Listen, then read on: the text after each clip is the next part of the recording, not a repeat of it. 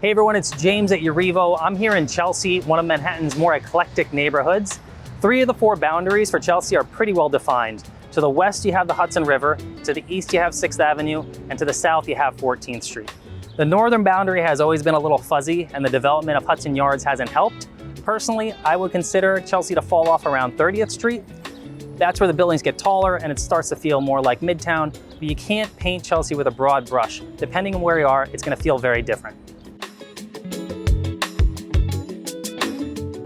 It's New York City, so of course there are 100-plus-year-old brownstones. We actually just helped a buyer buy Ethan Hawke's old townhouse. You also have walk-up co-ops, but sprinkled amongst them, particularly between 6th and 7th Avenue in the teens, you have a lot of buildings that were built in the 80s and 90s, and the construction quality, frankly, isn't great, and the monthlies are high, so I recommend that my buyers steer clear of those. And then to the west, straddling the High Line, around 10th and 11th Avenues, you have some of the most impressive new developments to hit the city over the last 5 to 10 years. I represented the buyer of a beautiful corner 2-bedroom at Lantern House right after COVID lockdown ended and have been blown away by the price appreciation there since. Right across the street, you have One High Line, formerly known as the XI, which had been stalled out for years after its developer ran into financial trouble. A new developer took over about a year ago, and the building has been making great progress ever since. As you can imagine, sitting on the West Side Highway, it has some incredible Hudson River views, but they also don't come cheap. Further north along the High Line, you have smaller but still very impressive new developments like the Zaha Hadid designed 520 West 28th Street with its unique push-out window panels. You really can't go wrong with any of these buildings. They're all ultra luxury, done well. Surrounding the buildings are perhaps what Chelsea is best known for, art galleries.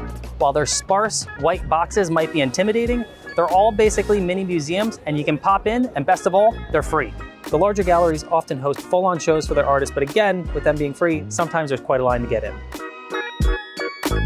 I consider Meatpacking a sub-neighborhood of Chelsea, even though it is partially below 14th Street. Way back in the day, there were a lot of meat purveyors, and there still are some here today.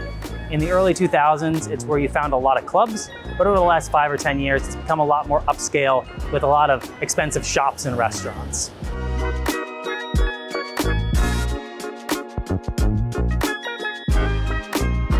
Chelsea Market was purchased by Google in 2018, further increasing its already significant presence in the neighborhood, which it started in 2010 when it bought 111 8th Avenue. That's a whole city block between 15th and 16th Streets, 8th and 9th Avenues.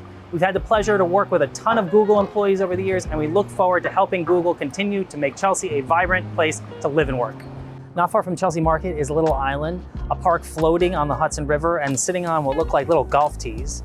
To the north of that, you have the rooftop park at Pier 57. It's huge and it has great views of Little Island and the Hudson River.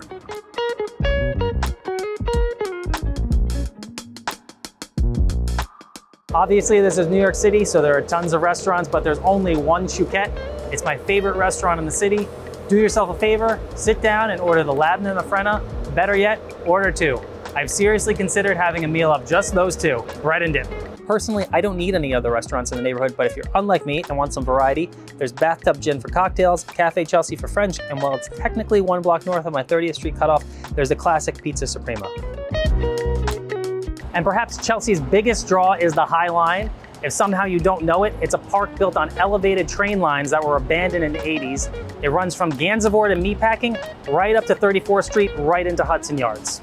Thanks for joining me on this tour of Chelsea. My company, Urivo, is a real estate brokerage. All of our buyers save up to 2% with a commission rebate, and our sellers save up to 4% with lower listing fees. You can reach out to me at james@urivo.com, and I'm happy to talk about your situation, the market, or anything else that's on your mind.